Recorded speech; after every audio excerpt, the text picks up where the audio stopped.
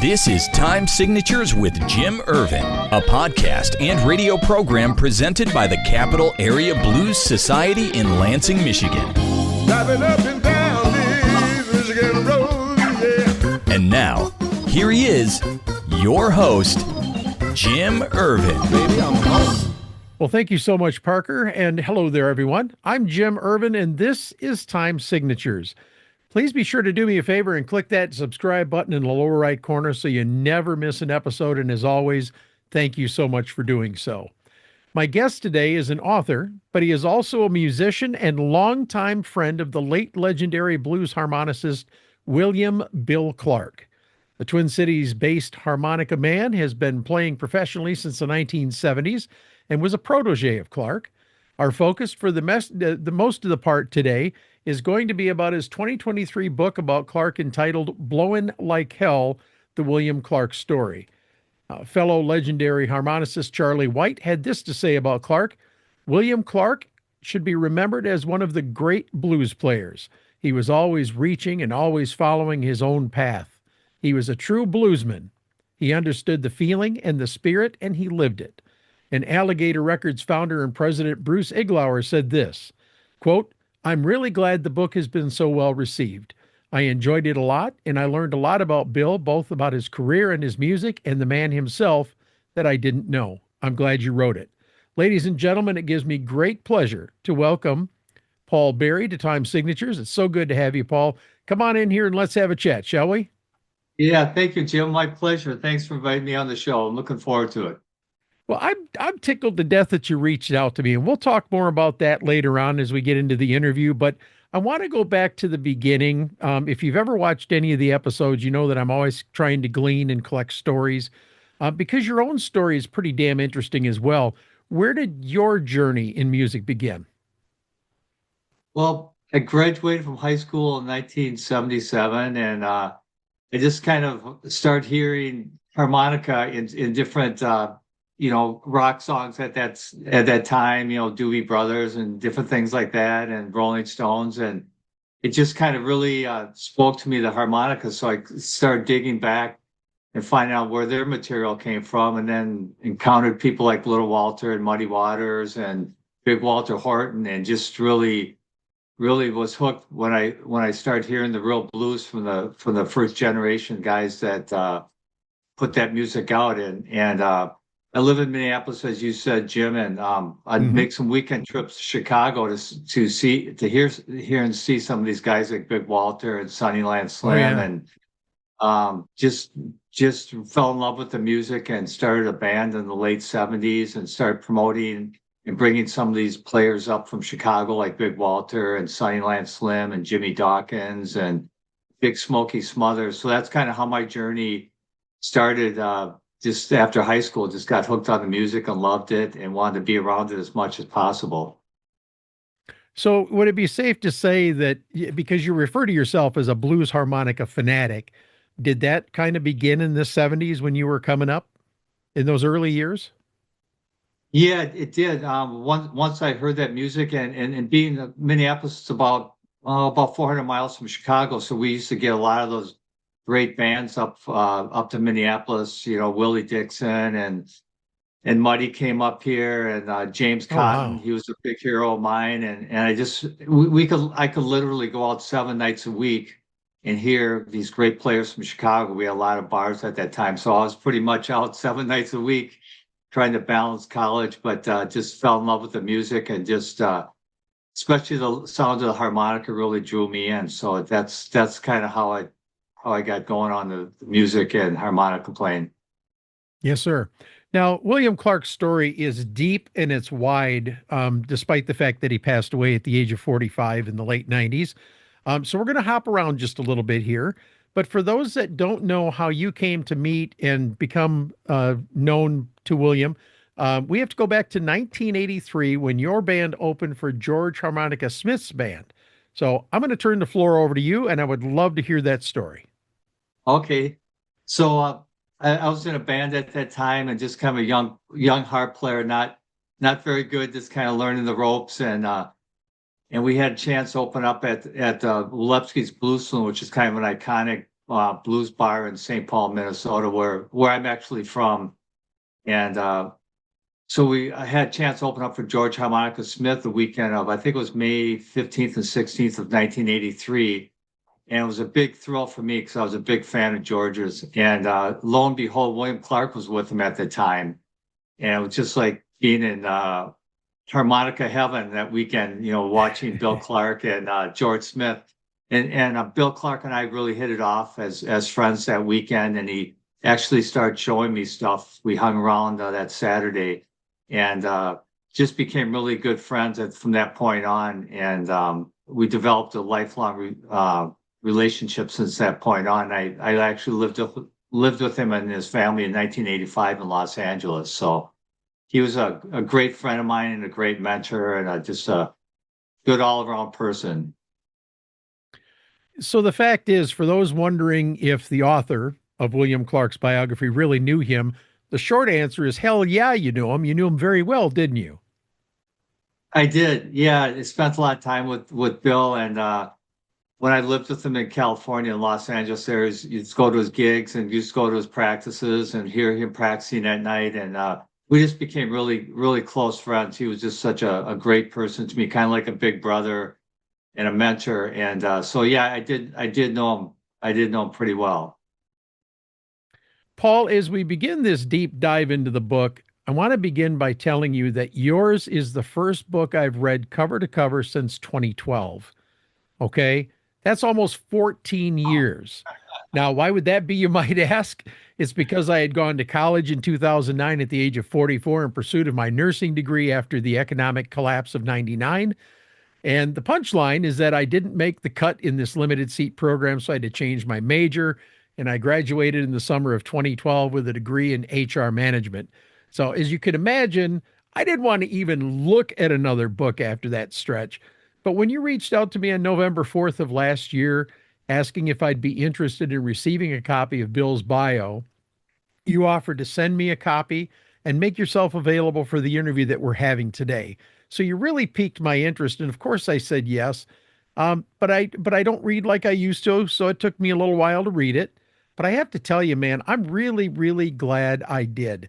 So with that, I want to dig into this book a little bit, a great deal of which is written as if Bill himself had directed you on this mission. What kind of assistance did you have from others on the project? Any help from his wife, Jeanette, other family members and friends? Yeah, well, Jim, thanks for the kind comments. And I'm so glad you Thank you. enjoyed the book and that we reached out and connected. So when I started the book, before Bill died, he and I were working on a harmonica instructional book, and that never came to pass because of his Okay. early death.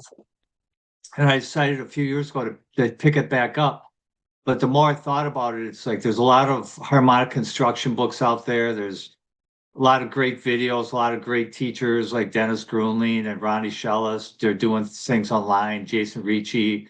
I thought we don't really need another harmonic instruction book. I thought a lot of the younger players ask me who I listen to, and when I say William Clarke, sometimes they don't know who that is. I thought that's a shame because he's one of the best of all time. So I'm going to write a bio on my good friend Bill Clarke, and I reached out to his wife Jeanette, who I'm really good friends with, and she's a great woman, and she was all for it. And I was able to interview a lot of the musicians that worked with Bill over the years and to get all that information about what's like to tour with Bill, what's it like to play with him, their perspective. Sure. So I was trying to get that perspective from the guys that really knew him well on the road and played music with him, and what set him apart compared to other musicians, what made him so great. And so that's kind of background on it.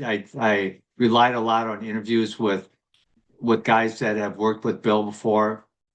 A lot of these players I knew or knew of them, and a lot I met for the first time. And it was like almost like Bill was joining us together, because a lot of the guys I interviewed I consider good friends now, and Bill Yes, sir. was that bond that brought us all together in this project. Very cool, man. I want to talk about Bill's early years because it seems like from the start he struggled quite a bit with his relationship with his father, but the special bond that you referred to in the book with his mother mostly via her love for music, really was a cornerstone of his passion, wasn't it? Yeah, yeah, it sure was. And Bill, if you haven't read the book, I hope your listeners will pick up a copy. But he had a tough beginning. They lived in a trailer park, and his dad wasn't the type of dad, unfortunately, that Bill kind of longed him to be. As far as going out to see the sporting events and things like that. But he really bonded with his mother. And his mother loved music, and so he heard a lot of big band music and things like that when he was growing up. His mother was very supportive of Bill, trying out different instruments. He tried out various instruments until he latched onto the harmonica at the age of 16, and that really clicked with him. So his mother was a big influence on his early life. Did he ever talk to you about his relationship with his mom? He did. He just mentioned that how close he was to his mother and how much she had meant to him growing up. Um and unfortunately, like I said, his dad wasn't always there for him, and there was some animosity, and I think that was resolved a little bit later on in his life. But certainly the early years, he had a closer bond with his mother. Now, at the age of 16, as you mentioned, he borrowed the $2.50 he needed to buy his first harmonica. What happened next? Well, he started playing around the area with some of his friends, and he said that he picked up the harmonica because nobody else around him had it. They had guitar players and drummers and other guys in the neighborhood that would play. So he picked it up, and he actually started playing it upside down just because he didn't know better. There's for all the harmonica players out there, those little numbers on the top of the harmonica that are engraved in there, and if you don't look closely, you can't see them. But he picked it up, played upside down, and he wanted to delve deeper into the roots of the blues. And there was a great South Central LA, kind of the ghetto portion of LA, that had a lot of great musicians there, that he started going down to those clubs as an underage person, kind of sneaking in, finding his way into the clubs, and bonded with a lot of those guys down in like Shaky Jake and Smokey Wilson, and eventually George Harmonica Smith, and started to learn from the first generation blues guys that were in the LA area. You talked about the fact that Bill's early inspirations were, among others, Big Walter Horton and especially Junior Wells. At that point, he was still 16 at the time. He had it in his mind that he was going to be a bluesman, didn't he? He did, yeah. He had that set in his mind, and he dropped out of high school, and uh, his dad wasn't supportive of that at all. Sure. As I can understand, a parent would not be. But yeah, at that age, he decided that's what he wanted to do, and he was his mindset on doing that, and that's how he was driven. Now, you referred to those blues clubs in South Central LA. These clubs were largely filled with black musicians and attendees. Here's this young white boy walking into these clubs like he owns the place and learning at the feet of the locals. Kind of reminds me of Musselwhite, Butter, Bloomfield, and the rest in Chicago, doesn't it? Exactly right, Jim. I think that's a good analogy, and a lot of times Bill is the only white person in those clubs, Wow. and a lot of the patrons and the musicians could tell that this kid really is sincere about the music and wants to learn, and they just reached out to him and just were very welcoming to him. But oftentimes he was the only white person in the club, or maybe if Jeanette was with him, the only couple in the club that were not black. So Okay. Well, we're going to fast forward. We're going to, as I said, we're jumping around here. So that Saturday evening in 1977, Bill has established himself to some degree, and he's now a featured member of Shaky Jake Harris's band, the All Stars. It was on that evening that George Harmonica Smith walked in. What do you recall from that story from him? Was there anything that he talked about regarding that evening? well, I remember that was really a monumental evening for Bill, and he had known about George, of course, through his reputation, and had seen him play, but he had never had the courage to really go up to him and talk to him, just because it was kind of daunting. George is a big tall guy, and kind of had a big presence to him, and Bill was kind of looked up to him. But on that night, he had the courage to say, "Come on up and play on the stage with me, George." And I'd love to have you come up and play. And George came up and played, and those guys just forged a bond at that time. And Bill was just delighted to be connected with George and have George be his mentor. Indeed. And he did. He became a student of George Smith, recording a W.C. Handy nominated single in 1979. And he was on his way, wasn't he? Yeah, he sure was. And at that time, Bill was still working full time, so he would do as many part-time gigs, weekends and things like that. He would always invite George whenever George was available. And the money wasn't great, but he'd split whatever he had and make sure that George got paid. And he was just so happy that George was part of his scene at that time, and that he was considered George a great friend of his. Yes, sir. Now, you talked a lot about his progress through the years that followed. In July 1987, it was another big turning point for Bill Clarke. His wife Jeanette agreed to go to work so that he could dedicate his full efforts to building his career as a bluesman. Sadly, things didn't go as quickly as he might have wanted them to, and he turned to alcohol, at first socially, as you refer to in the book, and then it became a habit that quickly escalated. Charlie Musselwhite, it was pretty interesting. I was reading about this, spoke about his own disdain for being the center of attention through his younger years, and he believed that Bill was very much the same. What do you recall about this, if anything, Paul? Yeah, I know, Jim. Like you said, when he quit his job, he was the last job he had. He was a machine. Bill was a machinist at Rockwell, and very good machinist at that. And Jeanette had quit her job, and like you said, things didn't go well off the bat for Bill, and it was kind of a slow start to his career. So he didn't know if he made the right decision. A lot of pressure. If you remember that song, Pawn Shop Bound, I remember going to the pawn shop with Bill a couple of times, but that was a very true story where he'd have to pawn wedding rings and TVs and musical equipment just to make ends meet. So he turned to drinking. But to answer your question, I think, like Charlie said, there's a lot of analogies between what he went through and what Bill went through. And off stage, Bill was very quiet, kind of a very humble person. On stage, he was dynamite, and I think that at first he needed that alcohol maybe to get the courage to play in front of people and to go on stage. But I think that was a crutch for him definitely early in his career. It's interesting to me because I've run across several musicians who are very much like that.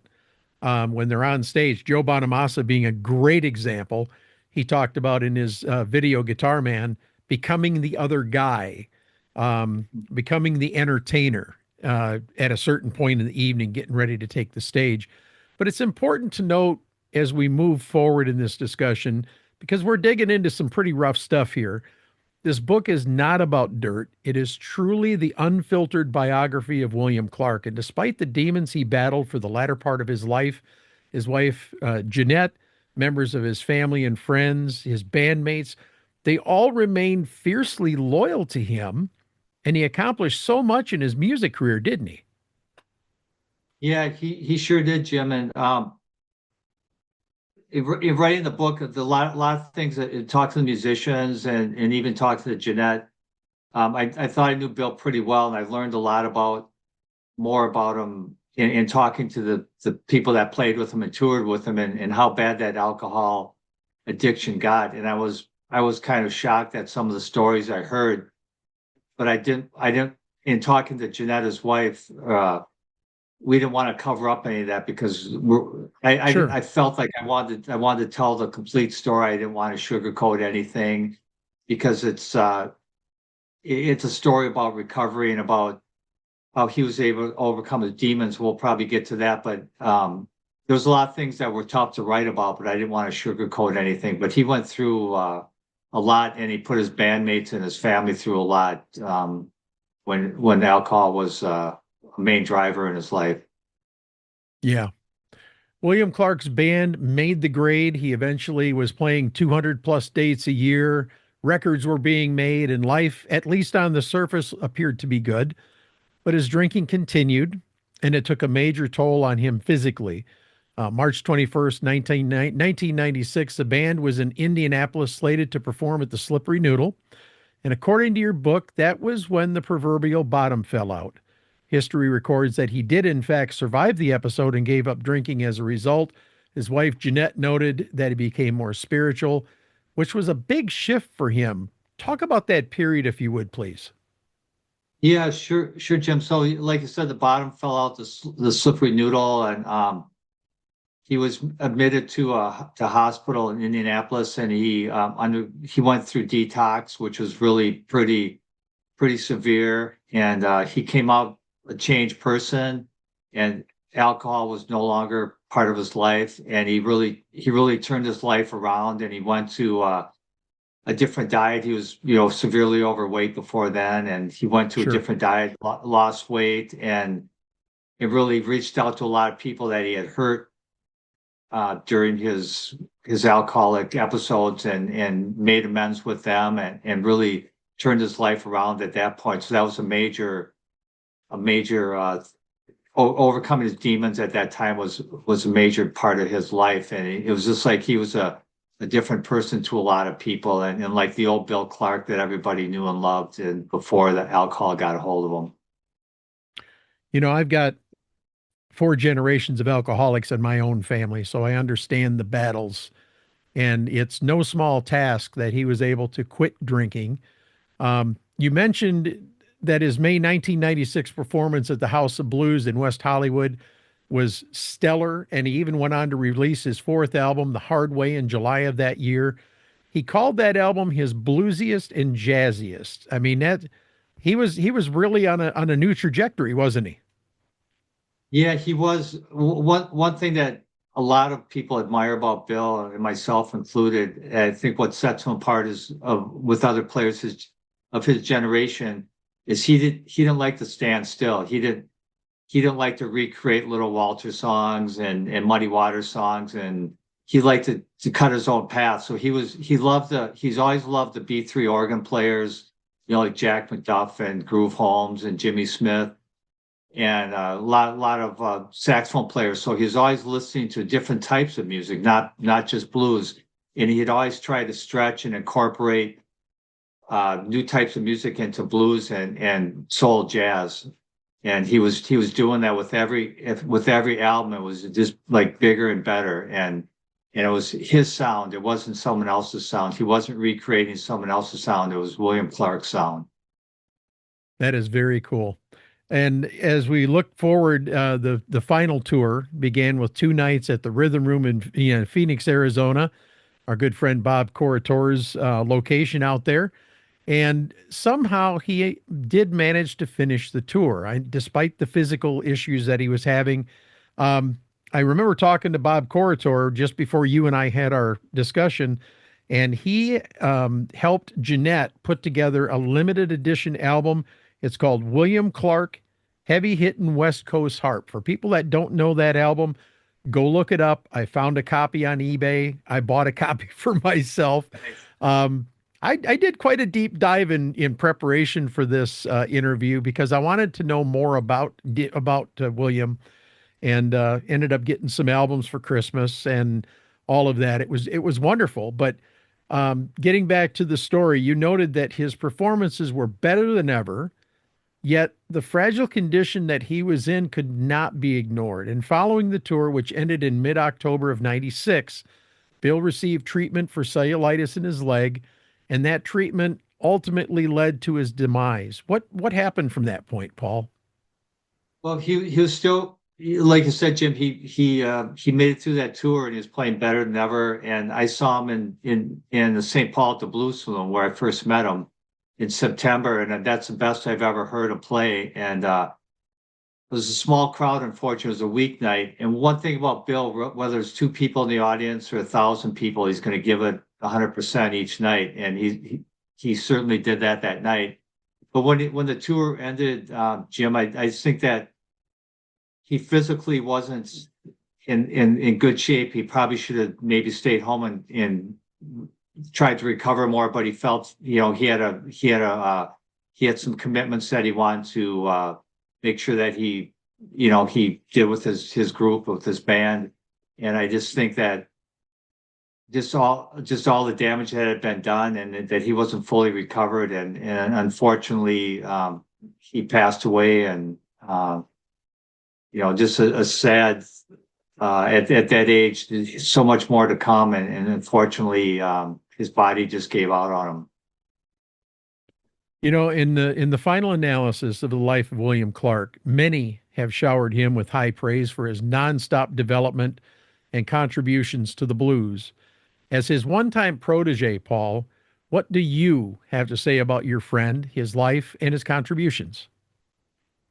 Well, I don't want to sound biased, but I firmly believe, and a lot of my good harmonica friends would second that I feel he was the best player of his generation. And there's a lot of just tremendous players. I can go on and on about, Piazza and Rick Estrin and Kim Wilson. Those guys are all super. But one thing about Bill is that he created his own path. And he was taking the harp to new levels of blues and incorporating jazz, and just his inventiveness, and just the way that he wanted to create his own path, the William Clarke sound. And I think he did that. And I think one of the purposes of the book was to get his name out there, because, as you know, during that time, Jim, the internet wasn't active, and there wasn't, Right. multiple videos of everybody out there like there is today. So unfortunately, a lot of people aren't aware of him, but I just wanted to bring that awareness up, and let people know that, hey, if you're a harmonic player or a blues fan or just a music fan, this is one guy that you've got to listen to. Well, I have to tell you that I have a harmonica sitting right over there on the table that I'm actually working on learning. And the one thing that I noticed about William Clarke when I was listening to his music, because I do try to immerse myself in the music of the people that I'm going to talk about. If it's an artist I'm Right. interviewing, I listen to their music. Because we're talking about Bill, I listen to his music. Where do you think Bill would be today? I want you got to think deep on this, because he passed away at age 45. I mean, he was just coming into his own. He was really making a mark for himself. And like you said, he was always pushing, always improving, always stretching the limits. Where do you think he would be today if he were still here? Yeah, that's a really great question, Jim. And I've asked some of the guys that have played with him, and I just think that I just think that he would be still blues based. A lot of the guys say he's still going to remain in that blues bag, the blues bass, but he's going to maybe get into more soul jazz, or just keep stretching. Like on the last album, he did a song called "The Boss," and which was just fabulous. And I think another thing is he used horns on a lot of albums. If your listeners don't have any William Clarke, 4 Alligator albums are tremendous. I would get all of them. But I know that in talking to some of the guys, that they said that he wanted to bring out horn players on tour too. So I think that maybe he would have done more stuff with horn players, and he does a lot of that on his albums as well too. So I think that he would just be pushing forward, but he'd always have that really strong roots in blues.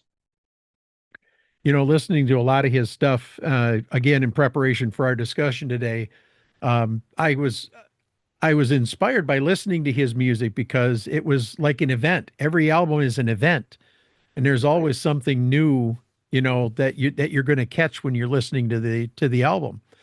But Paul, in 2018, you released an album entitled "Blow Your Cool," featuring Wee Willie Walker, Mitch Kashmar, and Fred Kaplan. Now, as I listen to this one, as well as the Paul Berry Blues Band Talk is Cheap, one can't miss the definitive presence of your good friend's influence on your work. Was Blow Your Cool kind of a bit of an homage to your mentor? Oh, well, thanks so much, Jim. Yeah, I mean, every time there were 2 important people in my life, and William Clarke was, I think, number one. Also, Big Smokey Smothers out of Chicago was a good friend of mine, and I recorded with him as well too. But I always keep those two players in mind when I'm recording, or especially Bill, because being a harmonic player and him being my mentor. So every time I'm out playing, or I'm recording, I always have his spirit in mind. And so I'm always thinking like, I always feel his presence. So if I can touch a little, if I can extract a little bit of that from William Clarke, then I'm happy, because I don't think that his sound or his sound can be beat, but if I can extract a little bit of that in my playing, and as you said, it's flattering to me that you even bring that up. So I appreciate that. Indeed. All right, Paul, where can we send people to learn more about you, your good friend, the late William Clarke, maybe to get a copy of this incredible book, Blowing Like Hell? There it is right there. And some CDs, maybe book you for a gig if you're still out and about. Where can we do all that? Yeah, well, thanks so much, Jim. So people can go to www.paulbarryblues.com. So, and Barry is Barry. So www.paulbarryblues.com, and they can Okay. they can find me there. And of course, you're on the socials as well. Yeah, yep. Facebook page. So, and also there's, I'm glad you brought that up, Jim. There's a great Jeanette, Bill's widow. She has a great website, or not great, a great Facebook group page called William Clarke Remembered. Okay. So if any of your listeners want to go that and join that, that's a great site for just information on Bill and videos and things like that. They can We will get make, that. we will make, yeah, we'll make sure to put that link in there as well, sir. We'll do that. That's great, Jim. I'd like to bring up one other thing too, is that Yes, sir. Bill is a great friend of mine, probably one of the best friends I ever had. And a lot of people that know him, you'd see him on stage, it'd just be like a hurricane. Like, a lot of people would say it's like a hurricane on stage. Off stage, he was one of the nicest, most humble guys that you'd ever meet. And a lot of musicians, like you said, I just thought the world of him, and just one of the nicest guys. And I'm so grateful that he gave up alcohol and that he experienced those last, 6 or 7 months alcohol free, and got back to the old Bill that everybody knew and loved. And I think he really found peace with himself. So unfortunately, it was gone too long, but I think that he died a happy man. And I think that, his spirit and his music will live on. I'm just glad he made as many recordings as he did, that left us with a great legacy. Indeed. Once again, the book is called Blowing Like Hell. The author's name is Paul Barry. I strongly recommend, this is almost required reading. If you're a student of the blues, if you want to learn about the blues, this is required reading. And as a matter of fact, after I got this, you can ask Paul, I ended up buying a couple of extra copies for Christmas gifts. Yeah. He's glad to sign them for you. And you even have an option on there for a CD, if I'm not mistaken, and some stickers or something like that. Yes. Yeah. Absolutely, man. Pick your copy up today. Check it out. It's not a long read either. It's like looks like 40. 135 pages or something like Yeah. that. Something like that. Yeah. Yeah. Yeah, I mean, it's a pretty quick read. It took me longer because, like I said, it's the first book I've read since 2012. But you know what? I enjoyed it. I really did. It was a Oh, wonderful thank you. history lesson, and I really appreciate you reaching out to me, and I appreciate you taking time here today. There's a lot to cover. I didn't want to cheap out or cut corners on this interview because I happen to believe that Bill Clarke does deserve to have his story told. And thank you so much for joining me today on Time Signatures. I appreciate it, sir. Yeah. And Thank you, Jim. And I want to say thanks for all you do too. it's my Yeah, because pleasure. And I want to thank you for the book as well and the CD. I appreciate that. my pleasure, Jim. Thanks again. I really appreciate it. All right. If you hang on for a minute, I'm going to tie the ribbons on this and I'll wrap up with you privately here in just a moment. As this Okay, sounds episode great. comes to a close, I want to tell you about the Killer Blues Headstone Project. Stephen Salter started Killer Blues in 2008 with the goal of making sure that no blues musician lay in an unmarked grave. To date, Blues Headstone Project has purchased and placed nearly 200 headstones in close to 20 states, but there's a lot more work to do. In fact, Stephen has already got a list of another 25 or so headstones in need of funding and placement, and he needs your help to get it done, whether it's $5, $50, $500 or more. Every dollar raised goes to this worthwhile project, and he is a 501c3, by the way.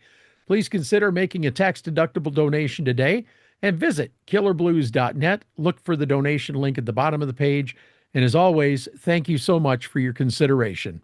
And that wraps up this edition of Time Signatures. Once again, my thanks to Paul Berry, but also to you. For without you, none of this would be possible.